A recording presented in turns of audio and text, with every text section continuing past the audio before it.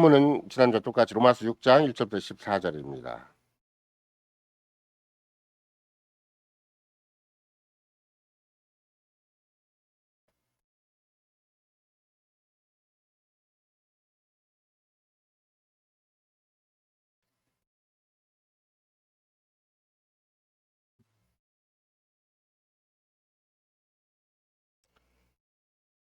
그런즉 우리가 무슨 말 하리요? 은혜를 더하게 하려고 죄에 거하겠느냐? 그럴 수 없느니라. 죄에 대하여 죽은 우리가 어찌 그 가운데 더 살리요? 무릇 그리스도 예수와 합하여 세례를 받은 우리는 그의 죽으심과 합하여 세례 받은 줄을 알지 못하느냐? 그러므로 우리가 그의 죽으심과 합하여 세례를 받음으로 그와 함께 장사되었나니 이는 아버지의 영광으로 말미암아 그리스도를 죽은 자 가운데 살리심과 같이 우리도 또한 새 생명 가운데서 행하게 하려 함이니라. 만일 우리가 그의 죽으심 본받아 연합한 자가 되었으면 또한 그의 부활을 본받아 연합한 자가 되리라. 우리가 알거니와 우리 옛사람이 예수와 함께 십자가에 못 박힌 것은 죄의 몸이 멸하여 다시는 우리가 죄에게 종으로 타지 아니하려 함이니 이는 죽은 자가 죄에서 벗어나 의롭다 하심을 얻었음이니라. 만일 우리가 그리스도와 함께 죽었으면 또한 그와 함께 살 줄을 믿노니 이는 그리스도께서 죽은 자 가운데 사셨음에 다시 죽지 아니하시고 사망이 다시 그를 주장하지 못할 줄을 알미로라.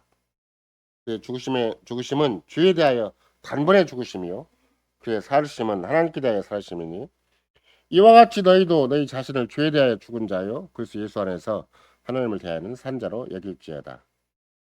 그러므로 너희는 죄로 너희 죽을 몸에 왕으로 타지 못하게 하여 몸의 사욕을 순종치 말고 또한 너희 지체를 불의의 병기로 죄에게 드리지 말고 오직 너희 자신을 죽은 자 가운데서 다시 산 자같이 하나님께 드리며 너희 지체를 의의 병기로 하나님께 드리라.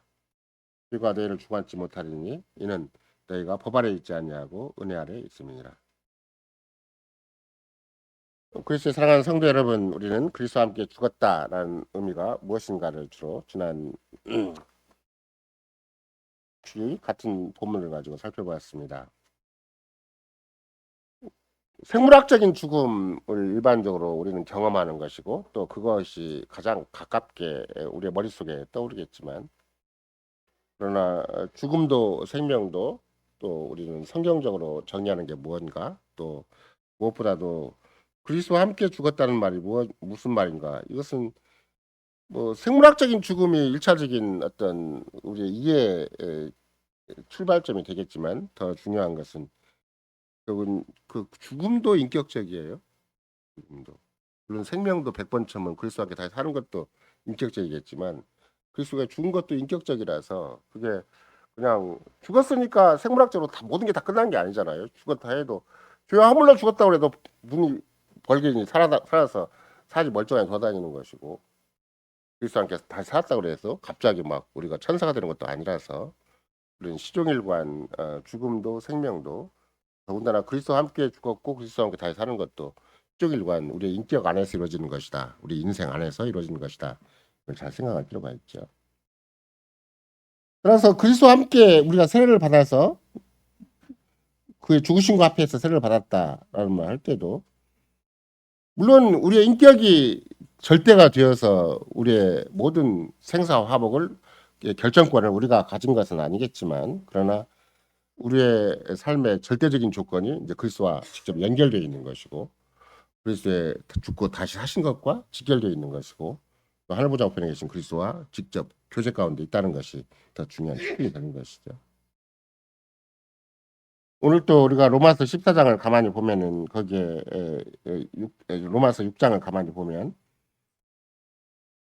일단은 그의 죽으심과 합하여 세례받음으로 그와 함께 장사됐다. 그래서 아버지의 영광으로 말미암아 그리스도를 죽은 자 가운데 살리신 것 같이 우리 또한 그 생명 가운데서 행하기를 한다. 그래서 그리스도와 함께 우리를 죽게 하신 목적, 그리스도와 연합되게 하신 목적은 어떤 것인가? 인격적인 연합이죠. 그러니까 인격적인 연합이라는 것은 전인격적인 연합을 가리키는 것이니까. 그러니까 그리스도의 죽으심에 대해서 전인격적으로 고백적으로 인정하는 것이 굉장히 중요해요. 그러니까 뭐 가만히 있으면 전자동으로 내가 그리스도의 죽으심과 연합된 건 아니에요. 아직은 우리의 오관이 살아있고 우리의 이성과 감성, 의지가 다 살아있기 때문에 우리가 가진 바 그런 영혼의 기능을 가지고 그리스도와 연합된 사실을 철저하게 성신을 의지해서 인정하는 것 그것이 이제 새 생명의 기능이 되겠죠. 그래서 계속 죽으심을 본받아 연합하였다. 우리가 그리스도 안에서 세례를 받았다는 것도 그게 이제 새로운 생명이 주어지니까 또 새로운 생명에 합당한 전인격적인 반응이라는 게 믿음이라서 그것이 이제 우리한테 기능이 자꾸 되는 거죠. 믿음의 기능이 되니까 이게 세례받은 게 이렇게 중요한 것이고 그리스도와 연합되어서 우리가 살고 죽는 게 이렇게 중요한 것이구나. 우리의 존재, 우리의 삶의 근거라는 것은 그리스도와 연합된 죽음과 삶에 있다라고 이제 인식하게 되는 것이겠죠. 이건 뭐 과학으로 입증이 안 되는 것이기 때문에 과학은 끝까지 이렇게 생명력이 없는 거잖아요. 실은 엄청난 힘을 가지고 있다 할지라도 생명력은 없어요. 물리력은 굉장히 커요. 근데 생명력은 없어요. 다른 말로 얘기한다면 인격성은 없어요.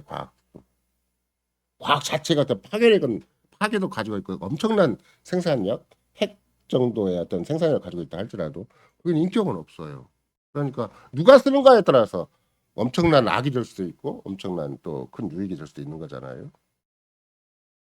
근데 그리스도와 함께 연합된 사실, 그리스도와 함께 죽고 그리스도가 함께 다시 산 사실은 철저하게 인격적이에요. 우리의 상대방인 그리스도도 전인격 절대 인격자인 것이고 우리도 거기에 속해 있는 우리도 절대 인격이기 때문에 인격과 인격이 하나가 되는 것이 연합인 것이죠.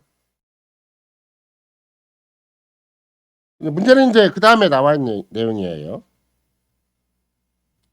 그리스도와 함께 이제 죽었는데 좀 더 구체적으로 바울사도 얘기하는 게 뭐냐면 죄에 대해서 죽었다. 죄에 대해서는 죽었고 의에 대해서는 산자다. 의에 대해서는 생명의 기능이 있는 거다. 그러니까 그 죄에 대해서 죽었다 그러니까 또 죄도 세상적인 죄에 대한 생각이 있고 실정법적인 차원에서 죄에 대한 생각이 있잖아요. 근데 그 성경적으로 죄는 또 많이 달라요. 제가 계속해서 토요일 날에도 그 남교 때 주고받은 것처럼 세상은 죄 그러면 어떻든 실정법상에 그게 가장 큰 죄가 되는 거고 약간의 전통적으로 관습적으로 우리나라 같으면 괘씸죄가 있잖아요. 괘씸죄 같은 경우는 진짜 무서운 죄예요. 조금만 어른한테 좀 직장 상사한테나 뭐 잘못 보였다가는 세상 어느 법보다 더 무서운 그런 위해가 가해지는 정도가 있으니까 또 윤리와 도덕도 보이지 않는 그걸 어기면 그걸 범하면 그것도 실제법은 해당이 안 된다 할지라도 또 그 죄가 되기도 해요. 그러나 가장 일차적으로 여러분과 내가 죄를 생각하면 가장 먼저 떠올라야 되는 게 뭔가 그럼 죄는 계명의 근거에 의해서 죄다. 하나님 율법을 어기는 게 죄다. 하나님을 대적하는 게 죄다. 그러면 하나님을 대적하는 게 죄인데 어떤 식으로 하나님을 대적하는가 그랬더니 하나님 향해서 막 고개 쳐들고 뭐 이렇게 반항하는 사람도 있겠지만 그럼 하나님 언약의 법을 어기면 그게 곧바로 죄가 돼요. 그럼 언약의 법에도 가장 핵심적인 게 뭔가 그러면 가장 일차적인 것은 그건 제1계명이죠. 그러니까 하나님을 섬기지 않으면 그 자체가 하나님을 대적하는 거고 하나님께 반역하는 거고 그게 죄의 원흉, 죄의 장본, 죄의 가장 심각한 것이 되는 것이죠. 그러니까 만약에 죄에 대해 죽었다 그런다고 한다면 여러분과 내가 1계명을 어기지 않게 됐구나라고 생각하는 거예요. 우리가 생명이 생겨서 교회 나오게 됐구나. 삼위 하나님을 섬기게 됐구나. 생명이 없었다면 세상 사람은 아무리 그게 가장 무서운 죄다. 하늘에도 만왕의 왕이시고 만주의 주이신 분이 그 1계명을 가지고 심판하시는 거다. 그렇게 그러면 세상 사람 아무것도 몰라요. 아니 계명 어긴 뭐 비상계엄한 사람이나 죄인이지. 1계명 어긴 사람이 뭐가 죄야? 우리나라 천지는 지금 비상계엄한 사람만 죄예요. 다른 사람 다 선한 사람이에요. 국민 전체가 선한데 비상계엄한 사람만 죄인이라 낙인 찍고 있잖아요. 우리나라 거대한 여론이 그렇게 보고 가요. 여러분과는 그런 여론에 휩쓸리지 말고 진짜 죄는 뭔가 하나님 만왕의 왕이시고 만주의 주신 그분이 국민 때문에 뭐가 되고 안 되고 그게 중요한 게 아니고 그분이 죄라고 선언한 게 뭔가 일개만 얻은 게 죄. 그러면 우리 가운데에서도 피조물을 더 크게 생각을 하고 자기를 더 크게 생각하고 그 세상을 더 크게 생각하면 죄가 되는 것이지. 근데 우리는 죄에 대해 죽었다 그러니까 죄에다가 이제 뭘 자꾸 집어넣으면 돼. 가려고 닫고 이제 세상도 집어넣고 본성도 집어넣고 여기다가 마귀도 집어넣고 다 집어넣으면 죄 실체가 뭔가 더 확실해져요. 우리가 본성대로 살면 죄구나. 또는 또 세상을 좋아하면 이게 죄구나. 그 자체가 또 마귀적인 것이기 때문에 하나님을 대적하는 것이고 하나님 앞에 무서운 그런 진노와 심판이 받게 되는 근거가 되는 거구나 이렇게 생각을 하겠죠. 근데 우리는 죄에 대해 죽었어요. 그러니까 뭐 눈꽃만큼도 죄를 안 진다는 말이 아니에요. 그 죄가 가지는 거대한 세계가 있고 죄가 가지는 강력한 세계가 있는데 그 세계가 더 이상 나를 어떻게 하지 못한다. 그러니까 나는 그리스도에 더욱더 연합되면 연합될수록 그리스도를 의지하면 의지할수록 그리스도를 사랑하면 사랑할수록 내가 뭘 알게 되는 거예요? 죄와 세상과 마귀는 나한테 꼼짝을 못한다. 내가 거기에 함부로 휩쓸려 살 인생이 아니구나라고 본인은 딱 정리를 하는 거예요. 그리고 의에 대해서 산다다 그러면 이제 그 의라는 것도 뭐 얼마 옳고 당당해서 막 비상경험한 거 그런 거 말고 다른 사람이 윤리와 도덕 가운데서 막 인정해 주는 거 그런 거 아니에요. 하나님과 관계가 의예요. 그렇죠? 하나님이 그리스도 안에서 하나님은 아버지 섬기는 게 의인 것이지. 의에 대해서는 계속 우리는 생명력을 발휘할 수 있어요. 하나님과 관계를 모색하는 데 있어서는 충분히 어떤 삶의 현장에서도 아무리 누추한 삶, 뭐 예를 들면 뭐 우리가 아무런 권력이 있고 돈도 없고 아무런 몸뚱아리 기능도 없어도 하나님께 대해서는 계속 생명력을 발휘할 수가 있어요. 우리가 몸뚱아리 기능이 없고 뭐 돈이 없고 세상에 권력이 없으니까 아무 인간으로서 못하는 것인가? 아니에요. 의에 대해서 산 것이기 때문에 계속 생명력을 발휘할 수가 있어요. 그래서 이것이 믿음이다. 이걸 믿는 것이 이제 바울 사도가 교회에 대해서는 죽고 의에 대해서는 산자로 믿는 것이 진짜 사도의 가르침이다. 이게 교회가 쓰는 기반이고 이게 하나님 나라가 새로운 인류 가운데 지칭될 때 새로운 인류는 어떤 멤버들로 구성되어 있는가 그렇게 여기는 사람들로 그렇게 생각하고 그렇게 계산하고 그렇게 처신하는 사람들로 구성된 것이다 이렇게 얘기를 하는 것이죠. 따라서 오늘 또 참 믿음은 뭔가 전인격적인 지식이 있어야 되는 것이고 또 모든 생활 가운데 전인격 가운데 그적인 순종이 있어야 된다는 걸 주제 삼아서 로마서 6장 전하는 복음을 좀 더 자세히 살피고자 합니다. 따라서 일단 그리스도의 십자가에서 죽음을 통해서 우리도 죽었다라는 그건 이제 화학적이고 생물학적인 사실이 아니잖아요. 어떤 과학적인 사실이 아니고 이건 하나님의 약속이고 그 약속을 믿는 것이 우리의 새생명적인 특징이에요. 그러니까 그리스도와 함께 우리 세례받은 자는 그리스도와 함께 죽었다. 이것도 약속이에요. 그 약속은 믿는 거예요. 우리가 믿는 거지. 약속은 어떤 과학적 사실보다 더 확고부동하고 더 위대한 것이고 더 강력한 것이지. 왜 우리는 인격적으로 세상을 살아야 되니까 과학적인 것이 더 확고부동한 게 아니에요. 의학적인 것이 확고부동한 게 아니고 그리스도 안에서 주어진 약속이 더 확고부동한 거예요. 천지가 다 뒤집어지고 엎어진다 할지라도 하나 그리스도 구속의 은혜는 절대 변함이 없는 거고 구속의 은혜 가운데 우리에게 맺은 언약은 절대 변함이 없는 거예요. 그러니까 그리스도와 함께 죽었다 이것도 확고한 약속이니까 그게 더 우리가 신뢰해야 될 문제인 것이지. 뭐 세상에서 여러 가지 조건이 또는 뭐 우주 과학적인 뭐 여러 가지 변화가 우리한테는 더 중요한 게 아니고 더 힘 있는 게 아닌 것이죠. 또 더군다나 우리 그리스도와 함께 우리도 살아났다 그러면 그것도 약속이죠. 우리는 하도 약속을 현착해 그 인격적인 약속을 주고받는 것이 인간 나부랭이 이렇게 하고 주고받는 게 너무 못 믿으니까 대통령도 못 믿겠고 뭐 대통령 못 믿는데 여러분이 뭐 여러분 주변 사람 믿겠어요? 안 믿어요. 대통령도 안 믿으면 여러분 주변 사람도 안 믿는 거예요. 그렇다고 직장 상사를 믿겠어요? 집안 식구를 믿겠어요? 안 믿어요. 인격이 부실하니까 부실한 인격 가지고 세상을 살다 보니까 인격 없는 짓을 참 많이 하거든요. 왜 자기도 못 믿고 당기도 못 믿으니까 객관적인 제3의 어떤 장르를 만들어 가지고 거기다가 서로 관계를 만들 계약서 같은 데다 만들어요. 근데 우리는 전인격적인 관계에서 약속이 가장 튼튼한 재산이고 약속이 가장 삶의 근거가 되고 그것만이 우리의 전부가 되는 것이지. 그리스도와 함께 죽었다는 것도 약속이고 그리스도와 함께 다시 살았다는 것도 약속이에요. 그걸 믿으면 위대한 재산이 되는 것이고 실력이 되는 거지만 안 믿으면 헌시작처럼 버려지는 거예요. 돈만 또 못한 거죠. 돈 몇 푼만 또 못한 것이 되어버리는 것이죠. 그래서 그리스도께서 완성하신 구속사역은 결국은 그리스도 안에 연합되라는 것이고 그리스도의 구속사역을 인정을 하는 거잖아요. 그러면 언약의 요구의 가장 핵심적인 게 뭐가 되겠어요? 언약은 약속과 요구가 있는데 확실하게 약속해 주셨잖아요. 그리스도와 함께 죽었다. 넌 그리스도와 함께 그리스도의 십자가와 함께 죽었고 그리스도와 함께 잘 살았다. 하늘 보좌에 있는 그리스도가 네 거다라고 약속해 준 거잖아요. 그러면 요구가 뭐겠어요? 그건 약속이에요. 요구는 그걸 믿는 거예요. 믿는 게 요구지. 뭘 똑바로 살고 안 살고는 중요한 문제가 아니에요. 그 믿으면 돼요. 믿으면 신비한 생명력이 그 위대한 구속의 은혜가 조금도 애누리가 없고 조금도 변화가 없고 거기엔 조금도 어떤 뭐 이렇게 부실한 것이 없어요. 완벽한 구속의 은혜가 나한테 계속 적용될 뿐만 아니라 그리스도와 함께 죽고 사는 문제가 내 생활 현실이 되는 거고 내 인생에 그것만큼 흔들림 없는 자산이 없다고 생각될 정도로 드는 것이죠.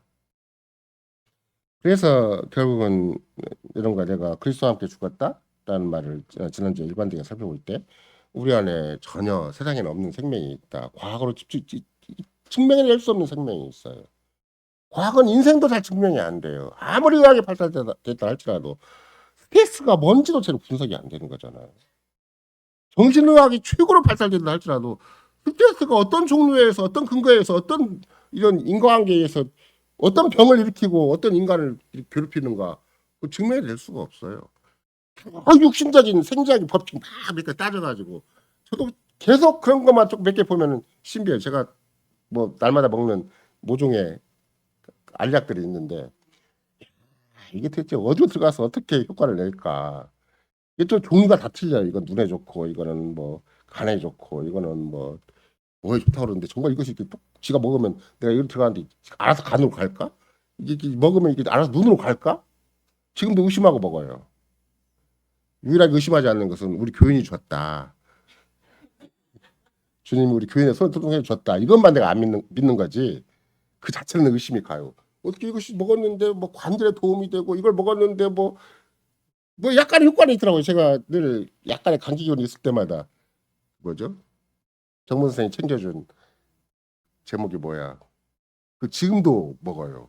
조금 몸이 부실하면 그 먹으면 하룻밤에 따끔히 정리가 돼요. 하룻밤만 먹으면. 그러니까 좀 효과가 있는 건 분명한 것 같은데 이게 어떤 과학적인 인과관계에 의해서 또는 그런 여러 가지 의학적인 인과관계에 의해서 이렇게 되는가 그건 잘 알지를 못하겠는데 나 이보다 더 확 구부단 게 뭔가 바울사도가 로마서 6장에서 가르치는 거. 우리는 그리스도와 함께 연합되어 있다. 죽으신과 연합되어 있고 사신과 연합되어 있다. 그건 진짜 조금만 믿어도 확고한 효력을 발휘해요. 다 못 믿어요. 우리는 부패한 지성을 가지고 있기 때문에 부패한 감성을 가지고 있고 인격 자체가 부실하기 때문에 다 못 믿어요. 근데 주님이 어떻든 당시 영으로 말미암아 우리 가운데 그리스도와 구속과 연결되게 자꾸 만들어 주시니까 여러분들은 뭐 내가 잘나고 못나고 똑똑하고 안 똑똑하고 아무 상관없이 교회는 나오잖아요. 교회는 나올 수 있게 마음을 주신 거잖아요. 또 환경도 이렇게 주장해 주신 거. 그러면 내 인생 전체를 주님이 어떻든 보살피니까 교회 앞에 나와서 이런 얘기를 듣는 거거든요. 그 자체를 통해서 주님은 계속 우리 영혼을 관리해 주시고 몸과 영혼을 그렇게 속한 자로서 확인시켜 주는 거예요. 듣기만 하고 가만히 있어도 별짓 안 해도 뭐 교회교회 교인들하고 그러니까 엄청난 일이 돼야 되는 것이 아니라 이런 설교를 잘 듣고만 있어도 교회교회 교인이 되는 거예요. 실은. 그래서 몸인 교회의 삶의 지체가 되는 것이지 얼마나 대단한 일을 해야 되는 건 절대 아니거든요. 이런 맥락에서 정말로 여러분과 나는 진짜 중요한 게 무엇인가? 그럼에도 불구하고 내가 과연 믿고 있는가? 언약의 요구가 믿으라는 것인데 내가 머릿속에서 배우기만 하고 그야말로 배운다는 말도 뭐 세상에서 뭐 언행일치된 삶 그런 차원의 저런 이야기가 아니고 정말로 믿음의 약속을 믿음의 그런 내가 믿음으로 붙드는 것이 그 하나님의 언약의 약속인데 약속 내가 정말 마음에 붙들고 있는가? 붙들었다면 나의 언행 심사나 이것부터 조금씩 달라져야 돼. 몸뚱아리 사용이 달라져. 내 육신의 삶의 영역이 자꾸 바뀌고 있는 거예요. 일상과 똑같이 달려가는 게 아니야. 거기에서는 뭔가 알레르기가 자꾸 생겨요. 똑같은 직장인데 또 같은 직장인과 생각이 다르고 감성이 다르고 삶의 뜻이 달라요. 똑같은 집안에서도 심지어 달라요. 진짜 그리스도인답게 내가 가지는 것은 집안을 넘어서서 혈육을 넘어서서 그리스도의 몸인 교회까지 연결되는 것이고 다른 얘기한다면 그리스도 은혜의 왕국 전체와 연결될 수가 있는 것이기 때문에 가끔씩 말씀드리지만 아이가 숙제를 하든 목사가 설교를 하든 집안에 설거지를 하고 빨래를 하든 말든 어떤 걸 하든 상관이 없어요. 세상은 가치가 딱 정해져 있어요. 세상이 알아주는 가치는 따로 있어요. 물론 세상도 막 설거지하는 것, 집안 살림하는 거 굉장히 크고 중요하다고 막 강조를 하지만 실제적인 차원에서는 혁명이나 일으켜야 좀 가치가 있다고 생각하고 그걸 막으면 더 큰 가치가 있다고 생각을 하겠지만 우리는 그렇지 않아요. 혁명보다 갖고 막 맞고 촛불 행동하는 것보다 더 중요한 게 뭐예요? 성실하게 하나님 앞에서 먹든지 마시든지 주의 영광을 위해서 살아가는 거예요. 그냥 설거지도 하고 빨래도 하고 숙제도 하고 각자 자기 주어진 대로 삶을 성실하게 사는 것이 막 혁명을 하고 맞고 막 이런 일에 신경 쓰는 것보다 훨씬 위대한 일이죠. 왜? 그거는 세상사에서 여러 사람들이 잡다하게 이해관계에 따라서 하는 것인 거고 우리는 시종일관 하나님 형상으로 이 땅에 부름을 받아서 하나님 뜻과 영광을 위해서 하나님의 통치 세계를 구현하기 위해서 이 땅에 존재하는 것이기 때문에 우리는 세상에서 막 내노라는 직업이 없고 뭐 국회의원이 안 되고 판사가 안 되고 행정부 관료가 안 돼도 우리는 그보다 훨씬 더 위대한 하나님의 나라를 이루고 있는 각자의 역할이 따로 있고 각자 주님의 부름받은 직분과 소명이 따로 있는 것이다 이런 것이죠. 그러려면 어떻게 해야 돼요? 참 믿음으로 그 약속을 받아들이고 받아들이는 거예요. 그게 요구예요. 요구의 핵심은 언행일치한 삶을 살아라는 말이 아니에요. 말 똑바로 해라. 좀 너 성질 똑바로 써라. 이런 것도 되겠지만 다 틀린 얘기는 아니겠지만 더 중요한 건 뭐예요? 더 원론적인 게 있어요. 그리스도 구속을 믿어라 이 말. 그리스도 안에서 하나님을 아버지로 부른 걸 믿어라. 네가 자녀된 걸 믿어라. 그러면 아무리 세상에서 먹고 입고 마시고 막 그거 갖고 떨썩거리고 평생 거기 소문전을 하듯이 해도 안 되는 인생 사는 것이 아니라 아무리 부족한 인생사이라도 아무리 허겁지겁한 생존 경쟁의 시스템에서 쭉 밀려난 사람이라 한다 할지라도 얼마든지 하나님 나라를 구할 수가 있는 거 아니냐. 얼마든지 그리스도에서 살면서 살 수가 있고 얼마든지 복의 기관으로 살 수가 있는 것인데 하나님의 영광을 위해서 하나님 뜻과 나라를 위해서 살 수가 있는 것이다. 라는 것이 이제 가장 기본적인 것이잖아요. 그래서 이제 우리의 구세주를 믿을수록 이제 정말로 그리스도와 함께 죽었다는 걸 믿을수록 어떻게 되겠어요? 세상에 대한 욕심을 안 내는 거예요. 세상을 막 생존을 계속 이어가면서 거기서 자꾸 내 자리를 차지하려고 하지 않아요. 왜?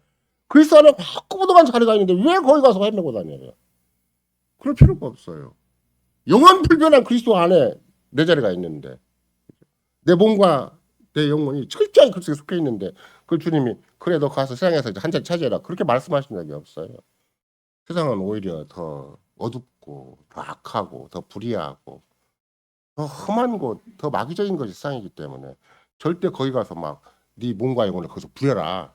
거기서 막 적당히 막 니전 투개가면서 살아라. 이렇게 요구하지 않아요. 그리스도 안에서만 사는 방식을 우리에게 가르쳐주는 것이죠. 따라서 그리스도께서 우리를 위해 죽으시고 부활하셨다. 그러니까 이제는 우리를 의롭다. 절대 하나님이 그리스도 안에서 우리에게 가진 의가 깨지지 않는다. 안 믿으면 자기가 스스로 허덕이는 거예요. 안 믿으면 아무리 부활을 가지고 네 통장 속에 억대가 있다 그래도 통장을 어떻게 열어야 되는 건지 어떻게 쓰는 건지 전혀 모르는 사람 어떻게 되겠어요.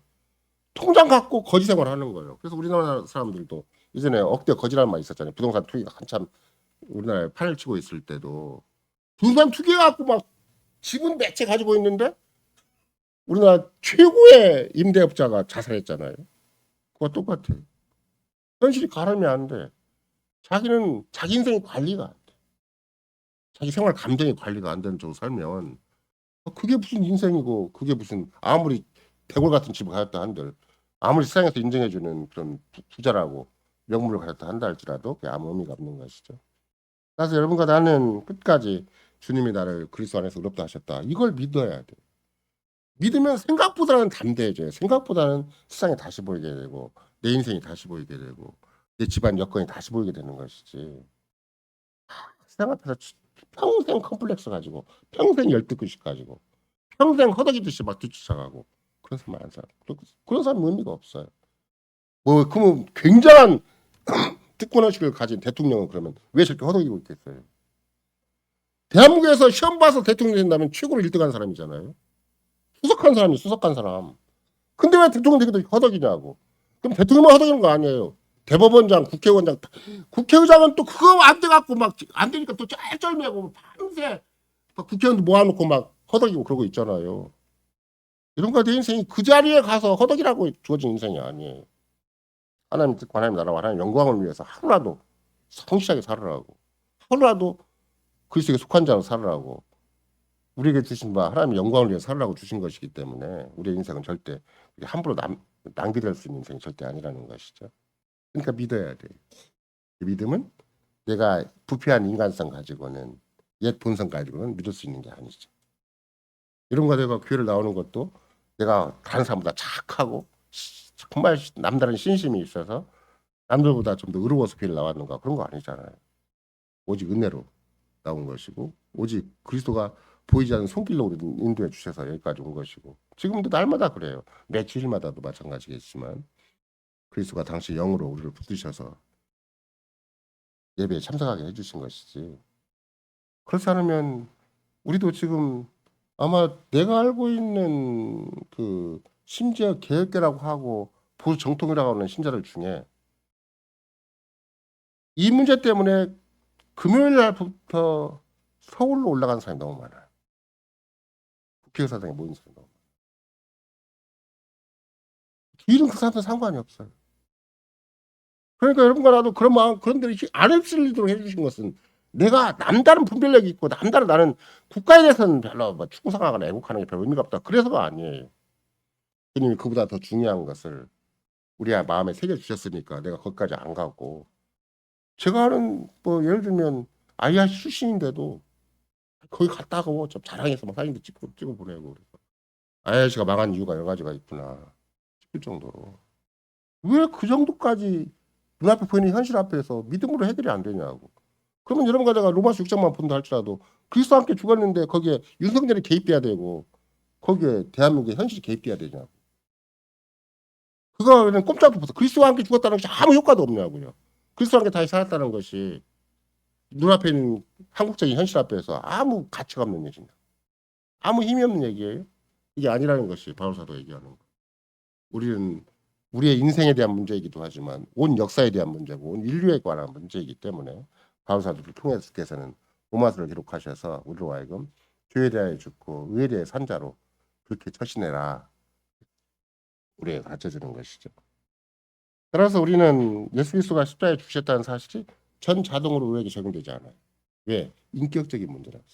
이게 화학적인 문제고 생물학적인 문제 같으면 어떤 나름대로 인과관계가 파악이 돼요. 근데 그리스도가 십자가에 죽었다는 그 사실, 구속의 사실이 전 자동으로 우리에게 주어지지 않아요. 전 자동으로 죄에 대해 죽은 자로 확인되지 않고 의에 대해 산 자로 확인되지 않아요. 그러니까 여길지어다는 말입니다.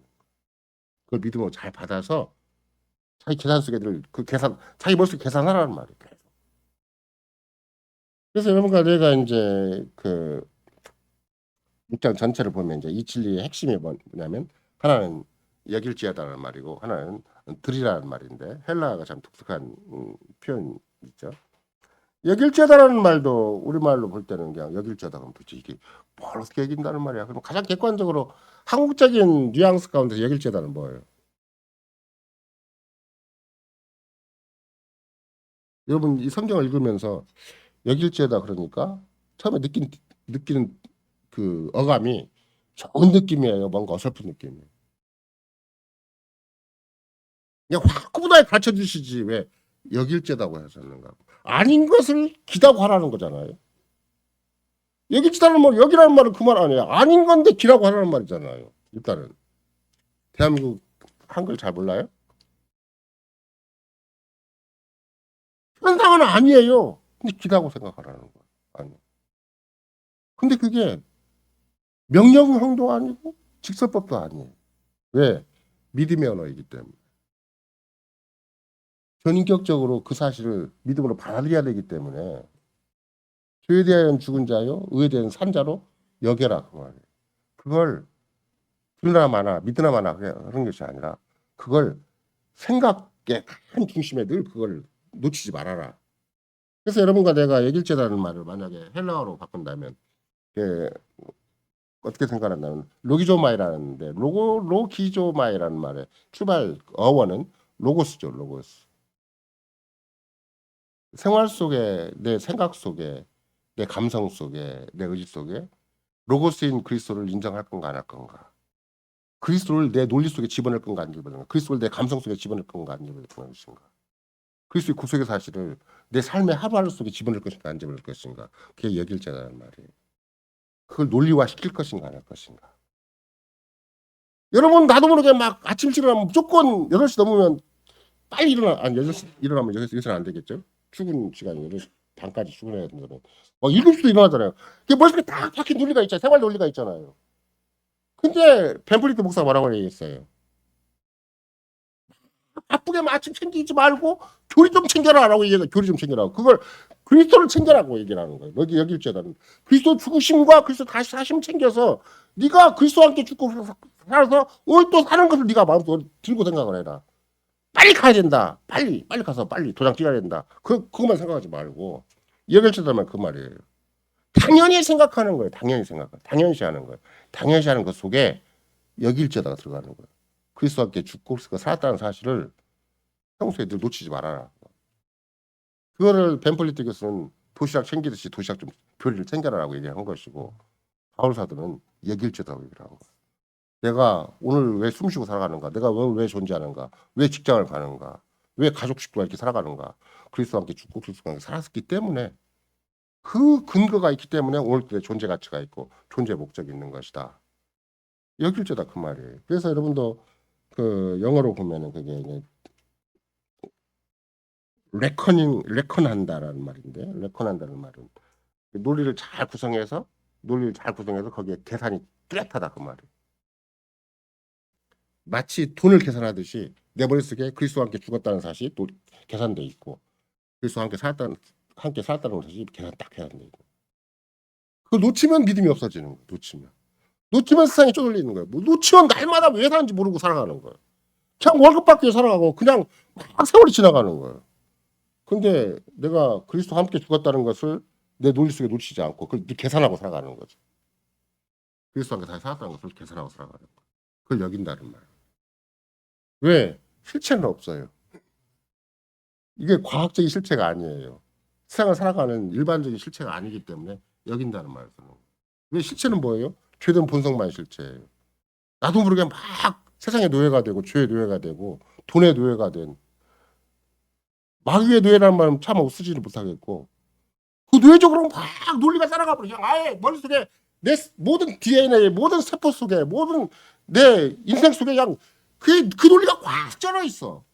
그걸 딱 돼 있어. 근데 뭘 빼놓는가 그랬더니 그리스도와 함께 죽고 그리스도와 함께 사는 것을 빼먹었어요. 그게 더 생명적인 것인데 그게 더 진짜 인격적인 것이고 그게 내가 존재하는 이유와 목적이 되고 가치가 되는 것인데 그걸 놓친 거예요. 바울 사도가 우리 생명은 세상 생명과 똑같지 않다는 걸 전제로 하고 우리는 그리스도 앞에서 그리스도 십자가가 대신해서 우리의 죽음을 완벽하게 정리를 했다면 왜 그러는 것인가? 새 생명으로 살게 하려는 것이다. 그러니까 세상에는 없는 생명으로 살려고 하다 보니까 기본적인 전제가 무엇인가? 죄에 대한 죽고 의에 대해서는 산자로 여길지어다. 여겨야 돼요. 놓치지 말고 계속 계산해야 돼요. 그냥 세상에 아침에 일어나면 빨리 직장 갔다 와서 빨리 그냥 내가 세상 사람과 똑같은 방식으로 설계하는 거 그게 멈춰진 게 아니에요. 계속 그리스도와 함께 죽었다 살았다는 것이 계산돼야 돼. 하루 종일 계산돼야 돼. 하나 건건마다 계산돼야 돼. 그래서 물론 그걸 좀 더 하면 당연시하는 거다. 마치 아침에 일어나면 직장 가기 바쁘고 막 설거지 뭐 직장 안 가는 사람 뒤에서 또 직장 가는 사람 위해서 막 챙겨줘야 되는 거고. 우리 집을 보니까 막 주한이 점심까지 챙겨주고 막 주한이가 교회 오는 날은 막 별걸 다 챙기는데 막 바빠요. 그것만 하지 말고 그리스도와 함께 죽어 그리스도가 살았다. 나는 그리스도에 속해 있다. 이걸 먼저 생각하라는 거예요. 이걸 놓치지 말아라. 그걸 계산하라는 거예요. 그걸 비중 있게 얘기하는 거예요. 다른 내가 막 세상사에서 막 정신을 허덕이고 막 이것저것 막 하니까 막 몸이 피곤하고 바쁘고 뭔가 내가 왜 사는지 모르겠고 그러지 말고 내가 정확히 사는 이유와 목적이 있고 사는 가치가 있다면 그리스도와 함께 죽었고 그리스도와 산 것이 있으니까 그걸로써 이제 드디어 설거지도 하고 밥도 짓고 또 빨래도 하고 아이 같으면 숙제도 하고 직장도 가고 그건 그 다음 문제. 우리는 인간다움이라는 게 어디에 있는가? 그리스도와 함께 죽고 그리스도와 함께 다시 산 것에 내 인간다움이 있고 내 제대로 인생이라는 게 있는 것이지. 그거 빼놓고 생각하면 안 된다. 그래서 그걸 당연시하다. 그걸 늘 염두에 두어라. 그것이 논리로 아예 구체화되도록까지 생각하라는 거예요. 자기 논리를 해야 돼. 마치 너 직장 가지 마라 그러면 절대 안.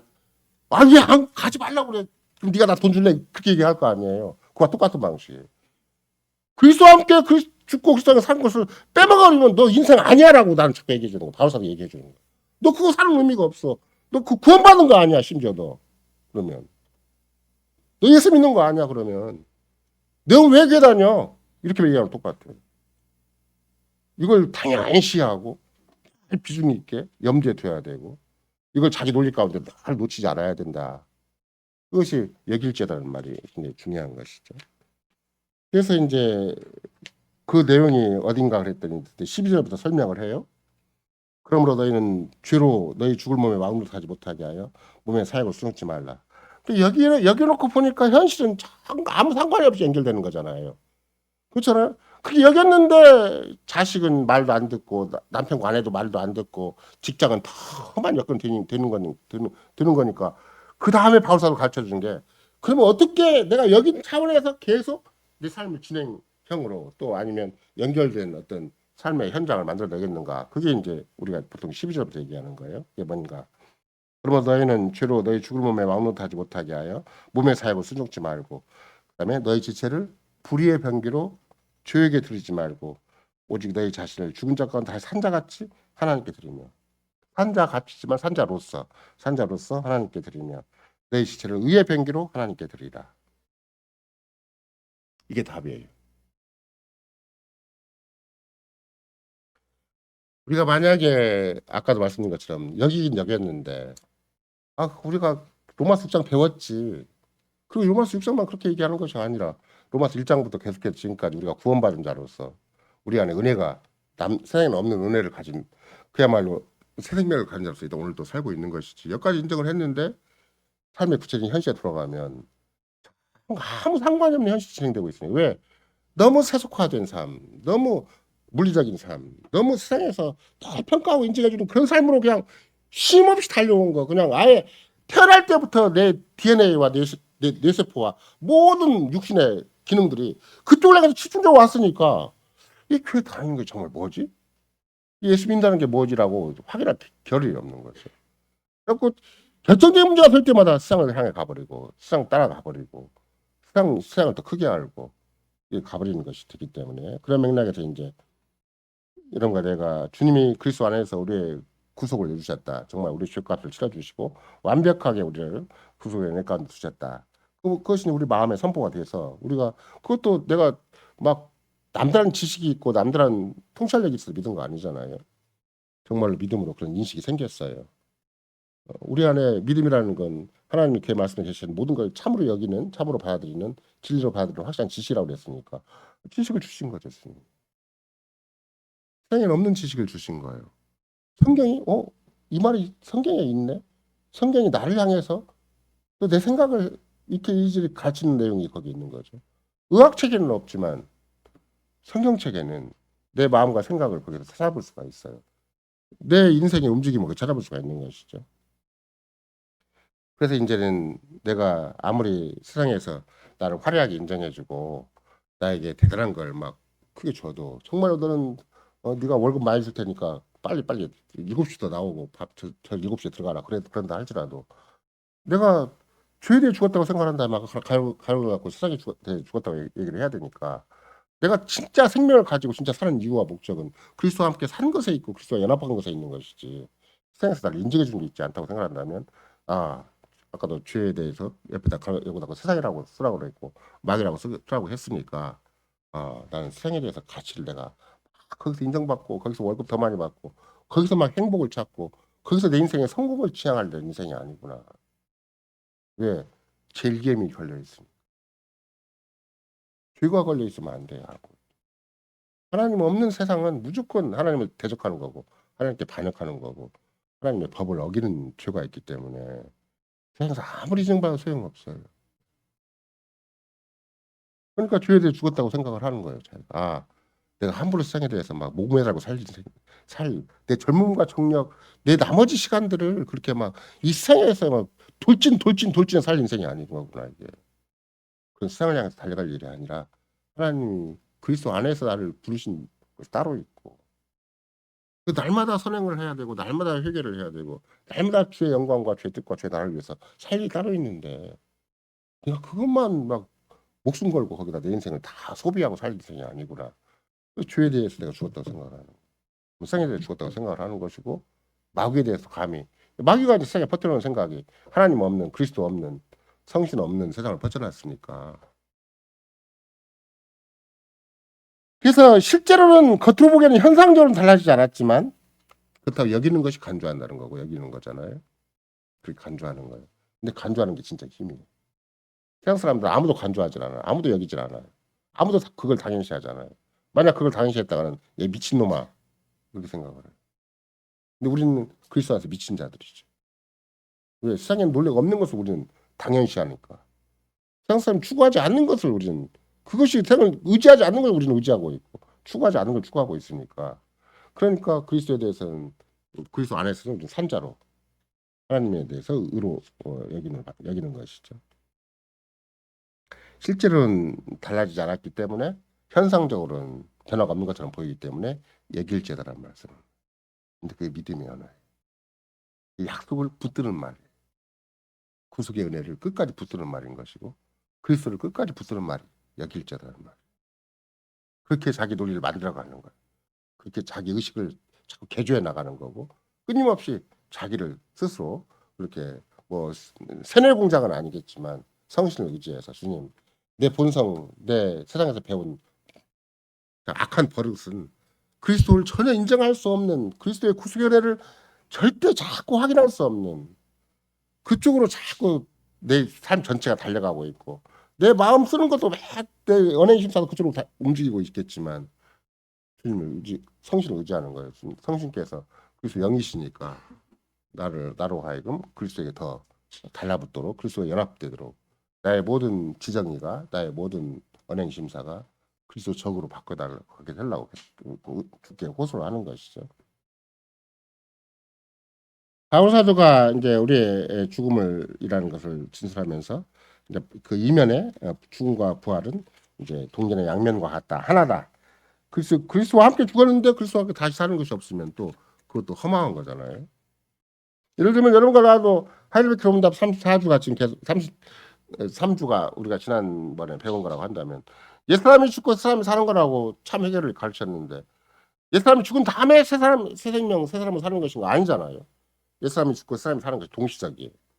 새 생명이 있으니까 또 옛사람이 보이는 거고 옛사람이 죽어가는 것이 자기한테 계속 자기 신앙 고백으로 확인되는 거죠. 또 옛사람이 죽어가니까 자기는 내 인생의 본질을 어디서 찾는 것인가? 새 생명을 찾는 거예요. 새 자아에서 새 본성을 찾는 것이잖아요.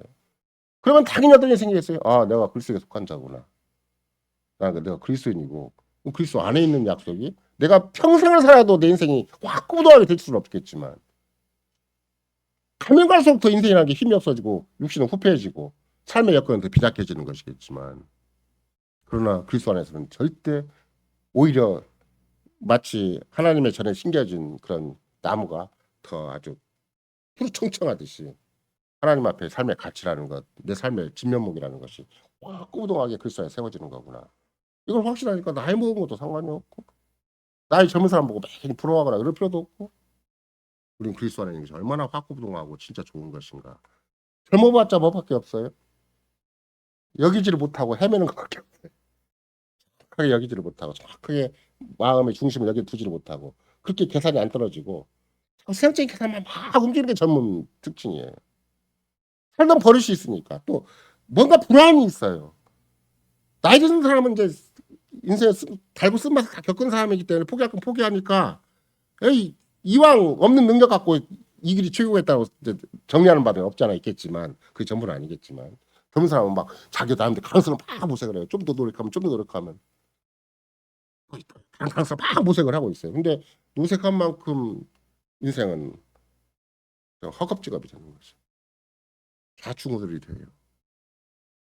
그러니까 젊음도 꼭 부러워할 필요는 없어요. 주님이 주신 대로 젊음 자체가 중요한 것이 아니라 우리가 바울 사도가 디도한테 얘기한 걸 보면은 뭐 늙은 사람 따로 있고 늙은 남자, 늙은 여자, 젊은 남자, 젊은 여자가 따로 있는 것처럼 보이지만 그건 각자 처진 자리에서 자기가 어떤 인생을 자기가 평가하는가에 따라서 적극적으로 주님을 향해 살고 있으면 아무리 늙은 남자라도 젊은 남자가 될 수가 있는 거고 아무리 젊은 남자라도 혼자 막 자기 혼자 잘난 척하고 있으면 늙은 남자한테 흉내를 들어야 되는 거고 그러니까 어떤 맥락에서 생각을 한다면 우리가 세상에서 구별하는 나이, 뭐 성별, 어떤 직업, 어떤 학력, 외형적인 외모와는 거의 상관이 없는 게 그리스도 안에 있는 우리의 삶이기 때문에 그런 맥락에서 생각을 한다면 우리는 무조건 죄에 대해 죽은 자요, 의에 대해서는 산 자로 여기는 게 얼마나 중요한 것인가. 그러나 죄에 대한 죽었다는 것 자체도 그건 하나님의 약속이기 때문에 그 약속을 믿음으로 받는 게 굉장히 중요하다. 그 믿음으로 받는다는 말을 다른 말로 얘기한다면 여긴다고 얘기를 합니다.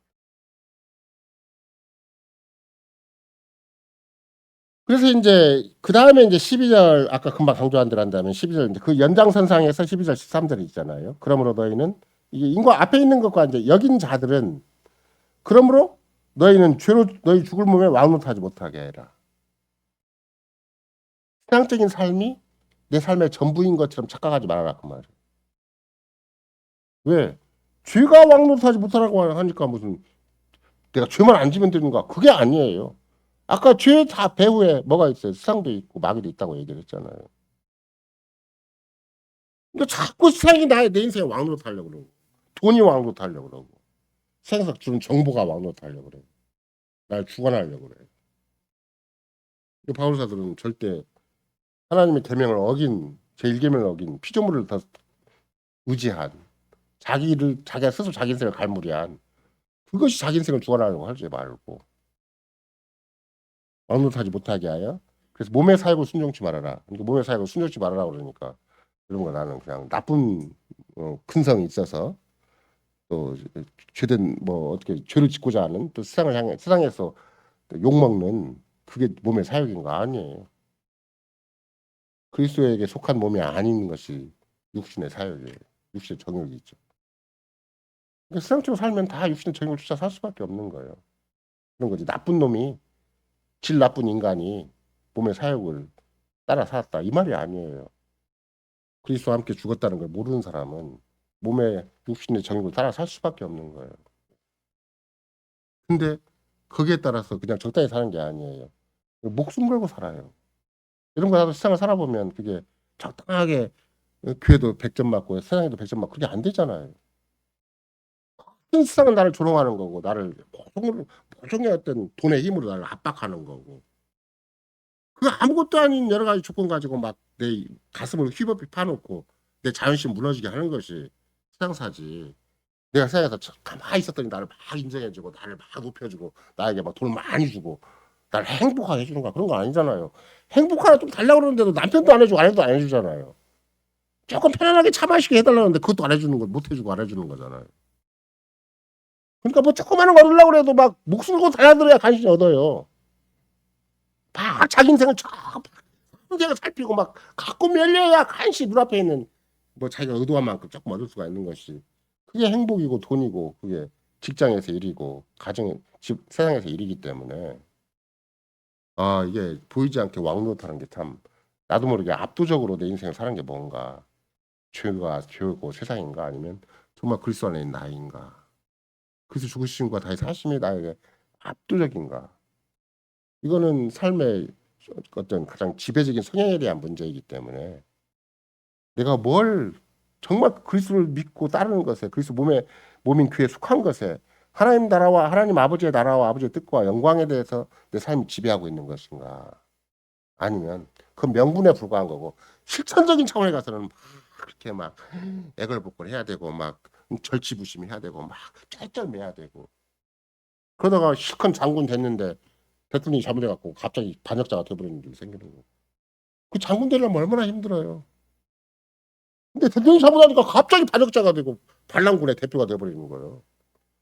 이런 거 나도 마찬가지예요. 세상사가 꼭 나에게 늘 평생을 보장해 주는 게 아니기 때문에 나는 내 왕이 그리스도이시고 내 주가 그리스도이시고 내가 그리스도에 속한 자인데 나도 모르게 세상사를 막 살아가다 보면 마귀가 내 인생을 주관해 버리는 거고 세상 돈이 나를 주관해 버리면 나도 모르게 몸의 정욕 육신의 정욕 따라 살 수밖에 없는 것이죠. 그러니까 그게 순종치 그렇게 따라 살지 말고 어떻게 살라고 그래요? 불의의 병기로 죄에게 들지 말고 불의의 병기로 세상사가 얼마나 불의해요. 하나님도 없고 그리스도 없고 성신도 없는 곳인데.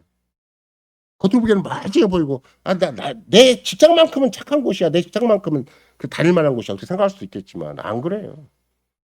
교육기관도 부패가 엄청 심하고 심지어 교회도 부패가 그렇게 심한데 어디라고 마음 편하게 나를 딱 맡길 때가 내 인생 맡길 때가 어디가 있겠어요. 불의의 병기가 들 수밖에. 나도 그 속에 속해서 한 자리 하는 거예요. 아까 같이 장성되기 위해서 얼마나 고군분투하고 노력했겠어요. 근데 거기 가서 어떻게 하다 보니까 그냥 불의의 병기가 돼버린 거예요. 반란군에 동참한 사람이 돼버린 것이죠. 그 사람이 참 불쌍한 사람이에요. 그래서 장관이라고 대통령 잘 만났으면 그렇겠어요.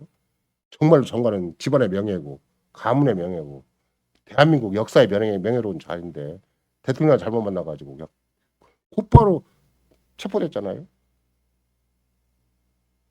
심지어 대통령에 대해서도 대통령 되려면 얼마나 서울대학교를 실수를 해서 들어가서 그렇게 검사, 판사, 경제자다시 해갖고 대통령 된 사람이라서 정말 시험 보고 대통령 된 사람이에요.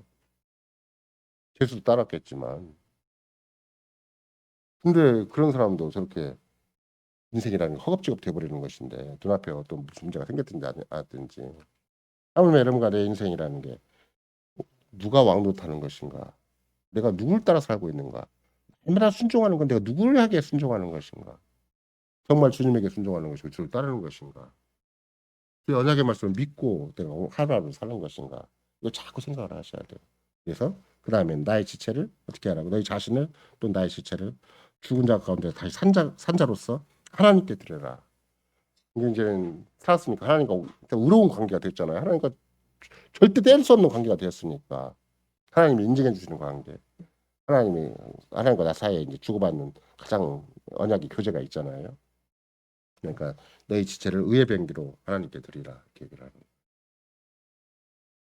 그러니까 그 이제는 이제 신앙 따라 그 마귀가 보이지 않는 배후에서 역사하는 반신적이고 반신국적이고 비기독적이고 반그리스도적이고 또 그런 세계 속에서 함부로 네 인생을 거기다 시간과 공간을 거기다 다 쏟지 말고 그럼 그것이 우리한테는 다 거부될 수 없는 눈앞에 있는 현실을 주어진다 할지라도 진짜 네 인생의 실체는 뭐냐 그건 이제는 하나님에 대해 산자니까 하나님께 드려서 일을 해야 될지 안 할지를 가름해봐라. 내가 하나님께 드린 삶으로서 직장 생활을 해야 되고 가정 생활을 해야 되고 하나님께 뭔가 속한 자로서 하나님의 관리하에 하나님의 보살핌하에 하나님의 뜻과 영광을 위해서 내가 오늘 하루를 살아야 되는 것이지. 세상 사람이 인정해 주는 대로 세상이 평가해 주는 대로 뭔가 나를 조금 더 월급 올려주는 대로 아니면 뭔가 나를 조금 직장 승진을 해주고 그 세계로 그렇게 함부로 몸을 놀리지 말아라. 함부로 네 시체를 네 몸뚱아리 이렇게 놀리지 말아라고 얘기하는 거예요. 그래서 결국은 여러분과 내가 이제 거기에 드리라는 말이 무슨 말인가? 이건 이제 김홍재 목사님 같은 경우는 실은 헌상이라는 말로 총체적으로 우리한테 정말로 하나님께 헌신해야 된다. 그 말이 다 틀린 말은 아니에요. 근데 김홍재 목사님도 그걸 가르치기를 파리스템이 파라히스템이라는 말이 파라라는 말이 전치사고 히스템이라는 말이 있다, 존재한다, 두다 이런 뜻이거든요. 영어로 하면 플레이스예요. 근데 파라라는 말이 그냥 있다고 존재한다, 두다라는 말이 원래 히스템이라는 동사를 하면 파라라는 말은 이 앞쪽에다가 내 주변에다가 그러니까 나 혼자 있으면 내 주변에다 늘어놓는 것이 되겠지만 이렇게 늘어놓는 거예요. 플레이스 어라운드라고 그래가지고 내 주변에다가 막 늘어놓는 거예요. 이런 거 나도 삶의 여건을 막 나도 모르게 제가 아무리 책상을 정리하려고 해도 어느 때 보면 사방팔방에 이방 저방에 모든 책이 다 들춰져 있어요. 막 뭘 하다 보면 다 상파가 늘려져 있잖아요. 집안 살림도 그렇고 우리 아이들도 막 뭐 하다 보면 아무 다 사방팔방 늘어놓고 막 살잖아요. 그렇게 파라시스템이가 사방팔방에서 늘어놓는 거예요. 원래는. 근데 혼자 그러면 내 혼자 그냥 흐트러뜨리고 사는 것이 되겠지만 하나님께 드리라고 했잖아요. 그걸 하나님 앞에 펼쳐놓는 거예요. 지금 이거는 내가 못난 이가 또 이런 잘못 생각해서 이렇게 문제를 망쳤습니다. 내가 성질을 부렸습니다. 직장 이런 내가 해결할 수 없는 문제가 있습니다. 나도 모르게 또 이 군사 반란이 생겨가지고 군사 반란 아니네 이거는 뭔가 대통령이 혁명을 일으켜가지고 임을 안게 됐습니다. 이런 것들을 자꾸 늘어놓으라는 거. 하나님께 딱 드리라는 말이에요. 그거를 내가 관리하고 내가 처리하고 내가 갈무리하는 것이 아니라 내 인생의 사사건건마다 계속 하나님 앞에 펼쳐놓으라는 거예요. 하나님 앞에 넘겨놓으라는 거예요. 그래서 이 파라시스템이라는 동사는 심지어 재판권이 있으면 나에 대한 이 문제에 대한 어떤 수용권이 나에 대한 고소권이 있어도 그걸 재판한테 넘기라는 말과 똑같은 말이에요. 그러니까 어떤 문제라도 내가 알아서 해결하려고 하지 말고 이거 무조건 세상이 인정해 주니까 세상이 좋다 하니까 내가 판단해도 내가 이건 괜찮을 것 같으니까 쉽게 평가하지 말고 너희 지체를, 너희 사사건건, 너희 모든 몸뚱아리 자체를 하나님께 드려서 주님 어떻게 하는 게 좋겠습니까? 그럼 주님이 별도로 당신의 말씀을 통해서 뭐 특별한 계시를 주는 건 아니겠지만 계속 내가 어떻게 내 몸뚱아리를 굴려야 되는 건지, 내 사지를 어떻게 써야 되는 건지, 내 이목구를 어떻게 써야 되는지. 지체 속에는 이목구가 들어있고 사지가 들어있고 몸뚱아리가 다 들어있는 거잖아요. 그걸 다 일일이 구체적으로 주님 앞에 확인하게 해주시는 거죠. 그러면 이제 의의 변개가 돼요. 아, 주님과 관계 속에서 주님의 나라를 이루는, 주님의 나라와 의를 이루는 것이 되는 거고, 그리스도인으로서 삶의 진면목을 이루는 것이 되는 거고, 그래서 은혜 왕국을 이루는 것이 되는 거고, 주님의 교회를 세우는 것이 되는 거고. 드리는 행위가 그런 행위예요. 삶의 주권을 내가 가지지 말고, 삶의 경영권을 내가 가지지 말고 아버지께, 하나님께 드려서 내 삶의 운영권을 아버지께 드려라, 이런 말이에요. 그래야 되는 거지. 여러분과 내가 평생 속은 대로, 자기가 자기 인생을 경영해놓고 자기가 속은 거거든요. 하물며 내가 내 인생을 남한테 어떻게 맡겨요? 남편 관해가 됐어. 절대 내 인생을 남편 관한테 못 맡기는 거예요. 별도 계산을 해야 되니까 나중에는 다 적당히 포기하고 책임하고 사는 것이지. 그러니까 평생 지고 있어요. 평생 지고 있어요. 그러지 말고 자꾸 하나님께 내놓아라. 하나님께 이렇게 펼쳐놓아라. 하나님께 건네라. 그게 파라시스템이라는 들이라는 말이에요. 그러니까 처음에 이런 거 내가 좋아할 때도 우리가 믿음이라는 게 무엇인가? 하나님께 맡기는 것이다. 그죠? 나의 인생 자체를 하나님께 맡기는 것이 믿음이지. 그거는 그냥 믿음이라고 했다고 해서 신자는 게 아니죠. 내가 내 인생의 주관을 가지고 내가 끝까지 나를 붙들고 있으면 믿음이 아니에요. 그래서 믿음은 나의 신뢰를 나 밖에다 두는 것이 믿음이에요. 그렇잖아요. 내가 신뢰하는 것을 내가 나한테 살아온 방식이 있을 거 아니에요. 내가 내 인생을 건드려온 방식. 내가 지금까지 하루 이틀 산 게 아니고 3박 4일 산 게 아니니까 남들은 자기 인생을 경영한 방식이 있어요. 그대로 살지 말고 자꾸 하나님께 맡겨라. 하나님께 내놓아라. 하나님께 의지해서 내 신뢰를 자기한테 주지 말고 하나님께 삼위 하나님 앞에 드려서 살아라. 이런 것이 이제 내 지체를, 내 이목구비, 내 사지, 너 연행신 살아 이것저것 자꾸 함부로 그냥 쉽게 살지 말고 하나님께 맡겨서 살아라. 그러면 이제 뭐가 되는 거예요? 아, 이게 죄에 대하여 죽고 의에 대해 산 자로서 내가 사는 것이구나. 그런 논리가 어디까지 연장돼요? 삶의 현장까지 연장이 돼요. 그런 자기 계산이 삶의 구석구석에 미치게 돼요. 그게 기독론이고, 그게 구속론이고, 그게 신앙 고백이고, 그게 새 생명이고, 그게 참 회개고, 그게 참 선행이 되는 거예요. 그게 하나님의 뜻이고 하나님의 영광이고, 그게 하나님 나라와 교회를 이루는 삶이 되는 것이죠. 그래서 이제 그 다음에 바로 뭐라고 그러냐. 그렇게 얘기를 해놓고는 12, 13절이잖아요. 그러니까 만약에 성신 하나님 앞에 내가 그렇게 내 삶의 모든 조건을 시시콜콜 그 기도하는 형태를 통해서 이제 의지하는 형태를 마음의 전인격적인 반응을 통해서 주님 내가 해줘야 될 내 인생은 불안합니다라고 주님 앞에 내놓는 거예요. 내가 왜 불안한가? 그리스도에 속한 것이 확인이 안 되니까 불안합니다. 내 모든 운명과 내 모든 삶의 미래가 주님 앞에 확고하게 있다고 생각되면 죽음이 온다고 순교자적인 삶을 살으려고 그래도 살 수가 있을 텐데 난 돈 몇 푼이 두렵고 내 몸이 좀 두렵고 내 가정의 미래가 좀 두렵습니다. 자꾸 내놓는 거야. 나한테 믿음을 좀 주십시오. 내가 내 마음대로 살고 내가 한껏 머리 써서 살았는데 이 모양 이 꼴입니다. 주 앞에 내놓는 거예요. 자꾸. 그 성신께 의지하지 않으면 어떻게 되겠어요? 성신을 소멸하는 것이 되고 성신을 근심케 하는 것이 되고 아니다. 직장은 내가 그냥 천하 누구라도 직장 거부하지 못하지. 돈은 거부하지 못하지. 직장은 내가 나서 그러면 이제 먹고 마시고 시집가고 장가가고 집 사고 팔고 집 짓고 그 심판으로 나가버리는 거예요. 그냥 그 논리로 인류가 나오고 있기 때문에 우리는 뭘 먹을까 뭘 마실까 뭘 입을까도 주의 나라와 의를 그냥 구함으로써 대신해 버리는 거예요. 안 챙겨주시면 주님의 뜻이 있으니까 안 챙겨주시겠지. 굶게 하신 것도 주님의 방식이니까 굶게 하시겠지. 나중에 반브루헨 목사가 바울 사도의 마지막 서신들을 분석을 하면서 뭐라고 얘기하는가. 바울 사도의 마지막 5년은 정말 수감 생활을 했다는 거예요. 그것도 아무 법적인 근거도 없이 너무나 억울하고 너무나 답답하고 너무나 한계가 되는 생활에서 계속 5년 이상을 계속 소감 생활만 하고 인생을 마치는 것과 똑같아요.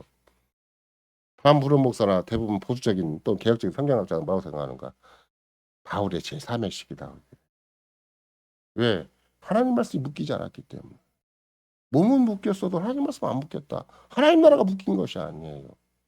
세상에는 인간의 감옥이라는 질구에 처해 있고 이 주킨의 지구가 적혀 있지만 하나님 말씀, 하나님 복음은 하나도 안 먹겠다는 것이 왜 사도행전 28장까지밖에 없는가?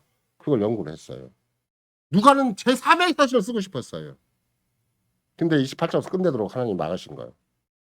왜 28장까지밖에? 누가 1권은 누가복음이고 2권은 사도행전이잖아요.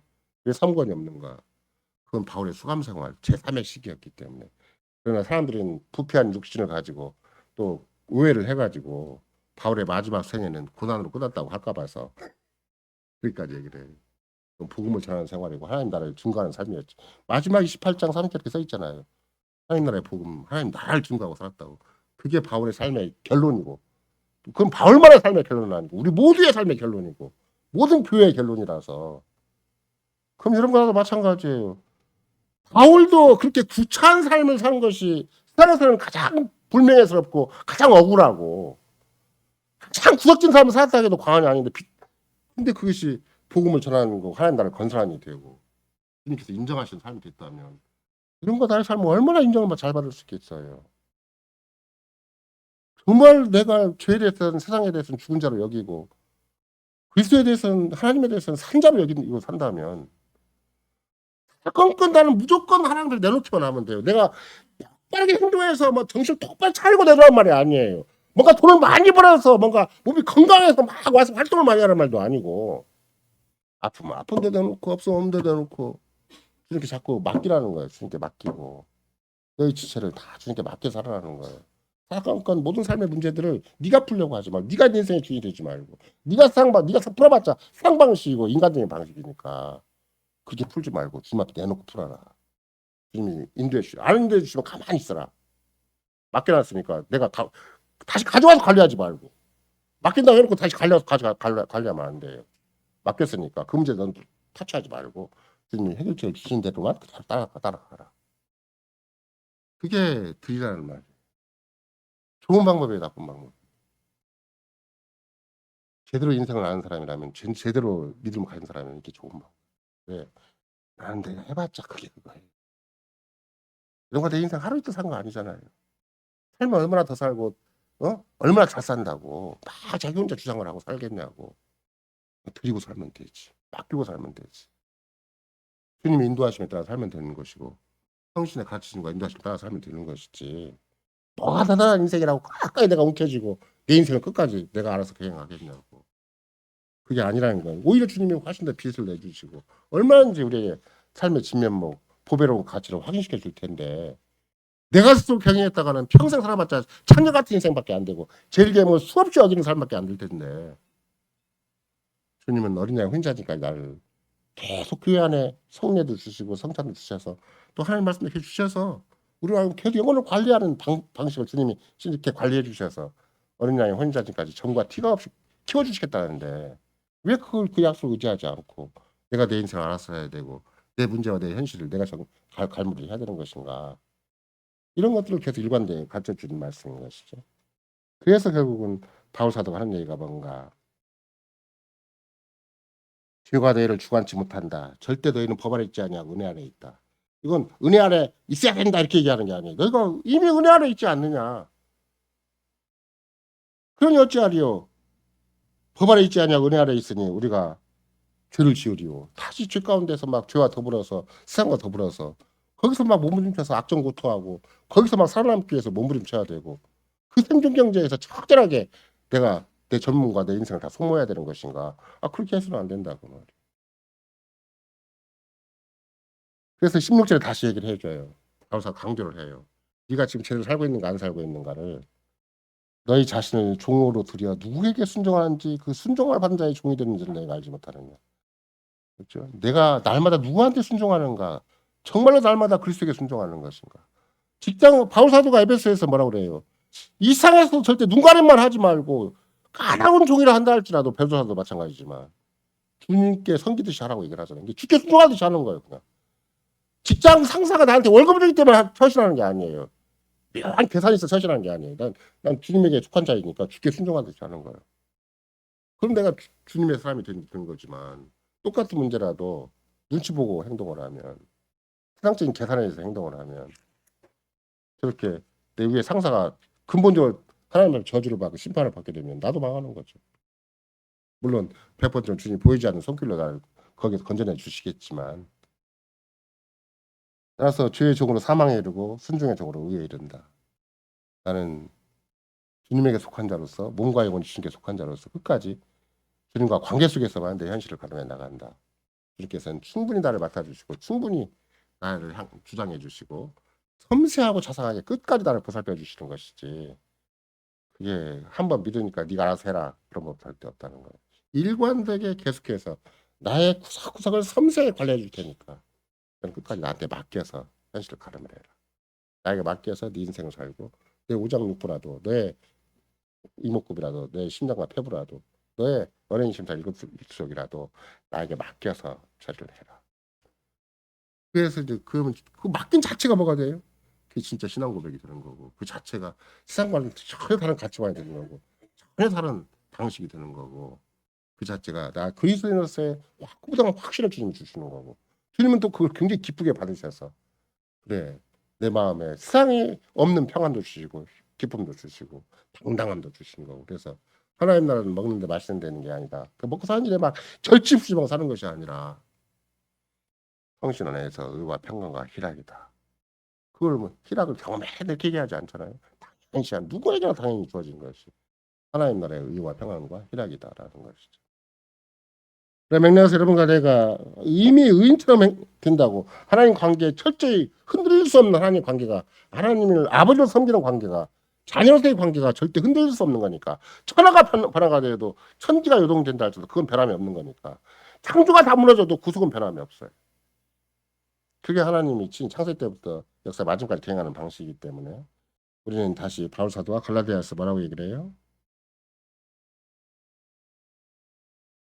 6장 14절 17절 보겠습니다. 갈라디아서 6장 4절 14절 17절 보면 그러나 내게는 우리 주 예수 그리스도의 십자가 외에 결코 자랑할 것이 없으니 단호하게 얘기를 하죠.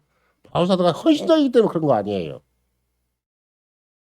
그리스도로 말미암아 세상이 나를 대하여 십자가에 못 박히고 어떻게 나오죠? 아까는 죄에 대하여 십자가에 못 박혔다고 이랬는데 세상이 나에 대하여 십자가에 못 박혔다고 이러잖아요. 내가 또한 세상을 대하여 그가 아니라 나도 그러니까 정말로 세상이 나에 대해서 절대 나를 그리스도에 속한 자를 바라보지 세상 배후에 있는 마귀가 나를 모르는 게 아니에요. 내가 아무리 나를 숨기고 그리스도인 걸 숨기려고 해도 세상 배후에 있는 마귀는 알아요. 그러니까 십자가만큼의 무서운 대적을 가지고 나를 상대하는 거예요. 세상이. 겉으로 보기에만 나를 이용해 먹으려고 좀 나를 자꾸 이끌어들이는 것이지. 나도 그렇게 십자가에 못 박혀져 세상에 대해서 못 박혀져 처신해버리는 거예요. 난 죽게 속한 자 처신해버리는 거죠. 그러니까 이제 할래나 뭐 할래가 아무것도 아니죠. 새로 지으심을 받은 자뿐입니다. 그러니까 하나님께 나를 새로 지었으니까 내가 이런 독특한 인생관, 독특한 세계관, 독특한 생활 방식을 갖는 거잖아요.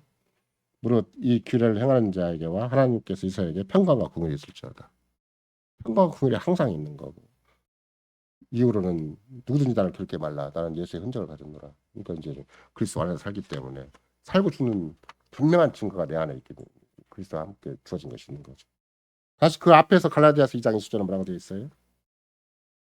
내가 그리스도와 함께 갈라디아서 2장 20절 십자가에 못 박혔나니 그런즉 이제는 내가 사는 것이 아니요 오직 내 안에 그리스도께서 사시는 것이라. 이제 내가 육체 가운데 사는 것은 내 육체 가운데 사는 것은 왜 육체 가운데 살아요? 나를 사랑하사 나를 위하여 자기 몸을 버리신 하나님의 아들을 믿는 믿음 안에서 사는 것이다. 아, 육체 가운데 사는 유일한 목적이 있고 유일한 가치가 있고 유일한 원리가 있다면 나를 위해 죽으신 그리스도 안에서 사는 것이구나 이거. 그걸 믿는 거구나 그냥 믿는 거.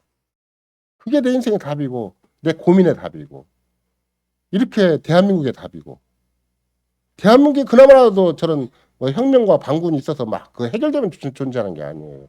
우리가 이렇게 믿고 살면 주님이 대한민국의 현실을 다 정리해 주세요. 왜? 내가 감당할 수 있는 현실이니까. 우리를 위해서 나를 위해서 주님의 교회를 위해서 주님은 그걸 다 딱 붙잡고 있어요. 그래갖고 자기들이 막 주고받는 관계 속에서도 주님이 이 교회를 위해서 잘 정리해 주시는 거고 이런가 나를 위해 정리해 주시는 것이지. 내가 거기까지 찾아가서 막 촛불을 들여야 되는 게 아니에요. 촛불 하는 사람은 또 태극기 들고 싶겠지만 촛불을 태극기 들어서 해결되는 문제는 절대 아니에요. 나는 그냥 그리스도 안에서 내가 그리스도를 믿는 믿음 가운데 사는 거예요. 결국은 자신을 죽은 자로 그리스도와 함께 죽은 자로 여긴다는 말은 다른 말로 얘기한다면 여기서 얘기하는 뭐라고 그래요? 내가 산 것이 아니요 내가 오직 내 안에 그리스도께서 사신 것이라고 얘기를 하잖아요. 그게 자꾸 실감 나야 돼. 아 나같이 형편없는 인간인데 정말 못난 인간인데 너무나 부패하고 너무나 약삭빠른 인간인데 너무나 그냥 야속한 인간인데 나 같은 내 안에 그리스도가 사신다. 어떻게 그리스도가 나를 함께 이렇게 이끌어 주신다. 다시 교인 더불어서 사는 지체로 확인시켜 주시고 계속 말씀을 주시고 계속 이 신비한 은혜 세계를 다 내 앞에 펼쳐 주신다. 내가 그냥 어사픈 간신히 월급 몇 푼 갖고 내 가족 운영하는 줄 알았더니 아 그게 아니네. 위대한 재창조 세계와 구속의 세계, 신비한 은혜의 세계, 사랑의 세계를 자꾸 우리 식구 전체를 인도해 주시네. 그러니까 자식 교육에 대해서 담대함이 생기는 거고 자식이 말 안 들어도 소망이 생기는 거고 남편과 아내 사이에 해결될 수 없는 문제가 있어도 소망이 있는 거고